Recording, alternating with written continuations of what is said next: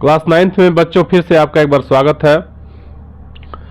और इसके पहले हम लोग यूनिफॉर्म मोशन और नॉन यूनिफॉर्म मोशन का कॉन्सेप्ट समझ लिए थे और आज हमको स्टार्ट करना है इसके आगे का जो कॉन्सेप्ट है, जैसे स्पीड वगैरह है, उसके बारे में हमको पढ़ना है।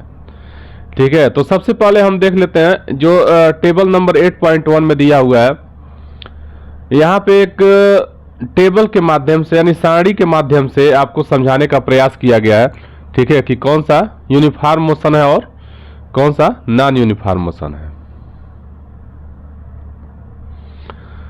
तो देखिए, सबसे पहले जो फर्स्ट जो हमारा कॉलम है उसमें समझाया गया है, उसमें टाइम को लिया गया है और इसमें इंटरवल ले लिया गया है, लगभग 15-15 मिनट का डिफरेंस ले लिया गया है। जैसे आप टाइम देखिए, टाइम है पहले 9:30 है, 9:30 AM है, उसके बाद से 9:45 AM है, फिर आपका 10 AM है, फिर 10:15 AM है। तो इस तरह से टाइम इंटरवल का टाइम इंटरवल कितना लिया गया है, 15 मिनट का आपका टाइम इंटरवल लिया गया है। ठीक है,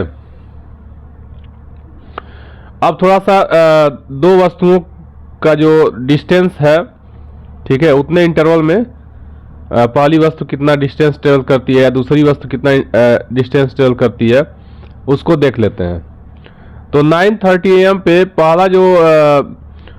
पहली जो वस्तु है, ठीक है, फर्स्ट जो ऑब्जेक्ट है वह 10 मीटर डिस्टेंस ट्रेवल कर रही है और जो वस्तु बी है वह 12 मीटर, मान लेते हैं 12 मीटर डिस्टेंस ट्रेवल करती है।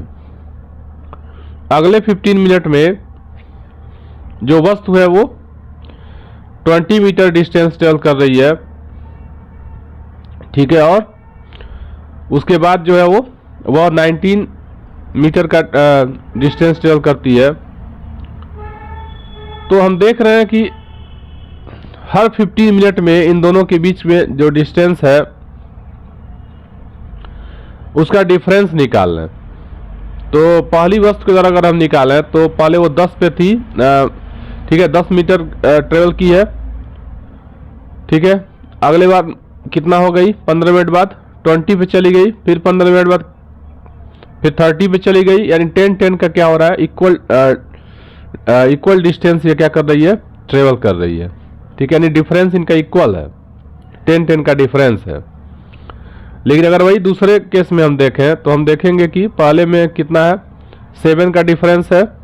ठीक है, और दूसरे में कितने का डिफरेंस है, 4 का डिफरेंस है। ठीक है, इस तरह से इसमें जो डिफरेंस है वह इक्वल नहीं आ रहा है।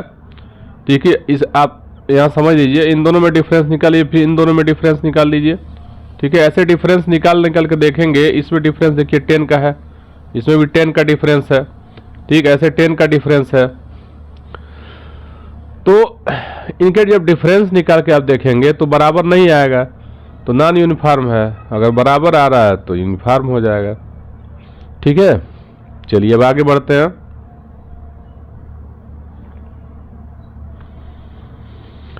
अब जो अगला टॉपिक है वो है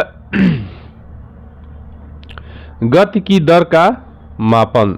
ठीक है, यानी जो मोशन हो रहा है वो किस रेट से हो रहा है। ठीक है, रेट का मेजरमेंट आपको करना है टाइम के साथ साथ। जैसे मान लीजिए टाइम चेंज हो रही है, ठीक है, तो टाइम के साथ साथ कैसे डिस्टेंस वेरी कर रहा है, ठीक है, या डिस्प्लेसमेंट कैसे हो रहा है, इसका मेजरमेंट हमको करना है। तो यहाँ पे एक फिगर दिया हुआ है, फिगर के माध्यम से आपको समझाने का प्रयास कर रहा है। यहाँ नीचे दिया है, फिगर नंबर 8.2 में समझाया जा रहा है कि एक बॉलर है, वह 143 किलोमीटर पर आवर के स्पीड से क्या करता है, बॉलिंग करता है। ठीक है, यानी गेंद को फेंकता है। तो पूछ रहा है इसका क्या मतलब हुआ। ठीक है, इसका क्या अर्थ है। तो इसका अर्थ यही है कि जो वो बॉलिंग कर रहा है वो 1 घंटे में अगर उसी स्पीड से वो बॉल चलती जाए तो 1 घंटे में वो 143 किलोमीटर का डिस्टेंस क्या करेगी, कवर कर लेगी। ठीक है, और उसके नीचे ये जो फिगर दिया हुआ है इसके नीचे जो फिगर दिया हुआ है, निर्धारित चाल 50 किलोमीटर पर आवर, ठीक है, कार का, और बाकी जो वाहन है उनका 40 किलोमीटर पर आवर का साइन बोर्ड लगा हुआ है। और ऊपर वाले में देखिए यहाँ पे एक बॉलर जो है वो बॉलिंग कर रहा है। तो फिगर के माध्यम से आपके दिमाग में एक कॉन्सेप्ट डालने का प्रयास किया गया है, ठीक है, कि स्पीड है क्या आखिर में, ठीक है। तो यही समझेंगे कि स्पीड क्या है। अब इसको हम डिफाइन करना चाहें तो बता सकते हैं कि समय के साथ, ठीक है,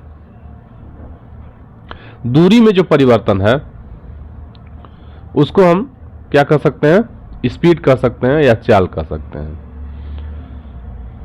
ठीक है।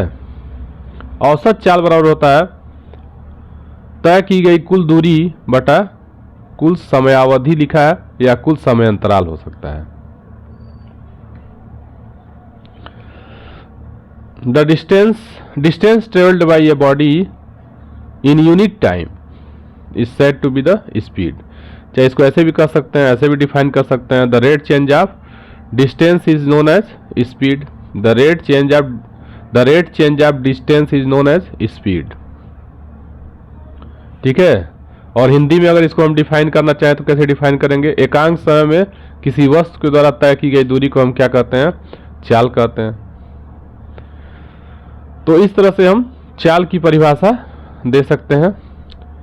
यानी अगर कोई वस्तु है, ठीक है, मान लीजिए अलग अलग समय में अलग अलग डिस्टेंस ट्रेवल कर रही है, तो हम क्या करेंगे, उसका अगर हम औसत चाल निकालना चाहते हैं तो जितना डिस्टेंस वो कवर की है सारे डिस्टेंस को आपका ऐड कर दीजिए, ठीक है, सारे डिस्टेंस को ऐड कर दीजिए, तो आपका हो जाएगा वस्तु के द्वारा तय की गई कुल दूरी, और वस्तु ने कितना समय लिया है तो उस समय को भी आप ऐड कर दीजिए, और फिर क्या कर देंगे, डिवाइड कर देंगे, भाग दे देंगे।